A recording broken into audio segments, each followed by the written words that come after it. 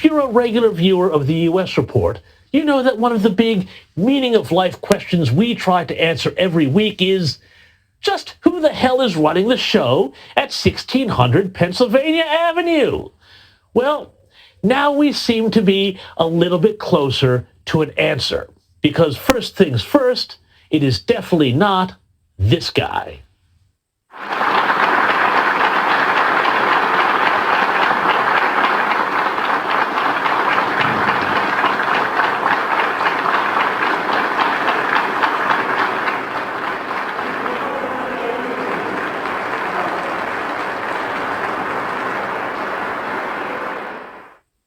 Now, what you just saw was another bit of Biden weirdness as the president abruptly walked out of a Medal of Honor ceremony this week before the final benediction was offered. Guess he didn't have any of those handy-dandy presidential note cards around. You know, the ones that say, "You sit here, you stand there, you, Mr. President, don't leave until the ceremony is over, or you don't get any ice cream." Anyway, naturally, Karine Jean-Pierre was there to play cleanup. He left as planned, as it was planned. He left when there was a pause in the program in order to minimize his close contact with attendees who are about to participate in a reception. Minimize contact, you say. Well, it's another day, another dollar for the hardest working woman in show business. It wasn't the dementia what did it. It was COVID. Yeah, that's the story. Honestly. So that's the question then.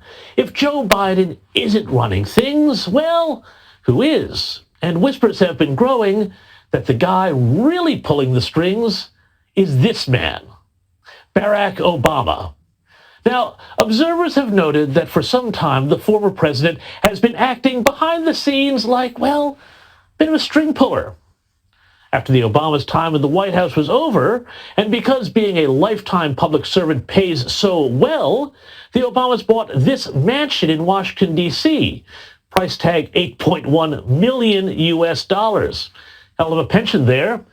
This, of course, broke with a long-standing tradition that U.S. presidents, when they're done, go home, like Reagan to California or Harry S. Truman to Missouri. But Obama, not so much. Because, again, when Trump came to power in 2016, Obama was in no mood to leave town. Remember, the effort to stop Trump through the bogus Russiagate hoax came straight out of the Obama White House and the Clinton campaign, which decided to paint the Republican as an agent of Moscow to nobble his chances of becoming president. Now, Hillary's campaign may have paid for the Steele dossier, but it was Barack Obama's CIA director, John Brennan, who in November and December of 2016 helped elevate Russiagate from a failed Clinton campaign ploy to a priority of the American national security apparatus. And he did this, you'll remember, with a hand-picked team of CIA analysts under his direct control who validated his thesis. As biographer David Garrow said, quote, "If Brennan was the instrument, the person who signed the executive order that turned Brennan's thesis into a time bomb under Trump's desk was Barack Obama," unquote. And obviously, he wanted to be around to see it go off. Now, the effort to get rid of Trump ultimately wouldn't succeed until 2020, but of course, having an addled president like Joe Biden, who literally used COVID as an excuse to campaign from his basement, gave Obama all the more reason to hang around D.C. For one thing, he was able to put his people into the executive branch because, as they say in Washington, personnel is policy.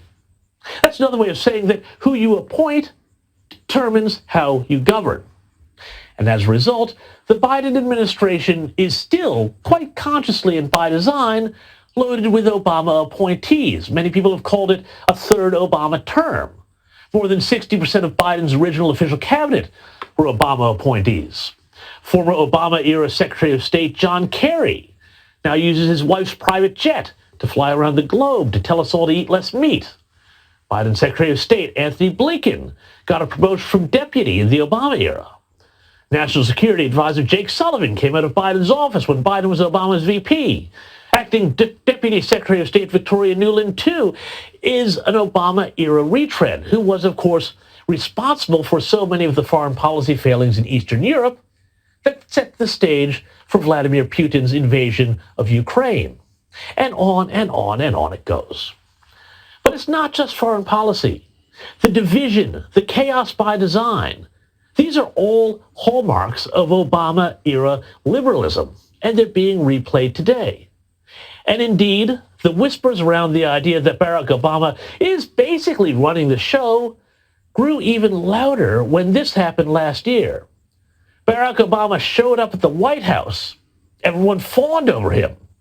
And the president, the actual de jure president, if not the de facto one, well, he looked lost. Again, it's circumstantial evidence, but it points to where the real center of power is.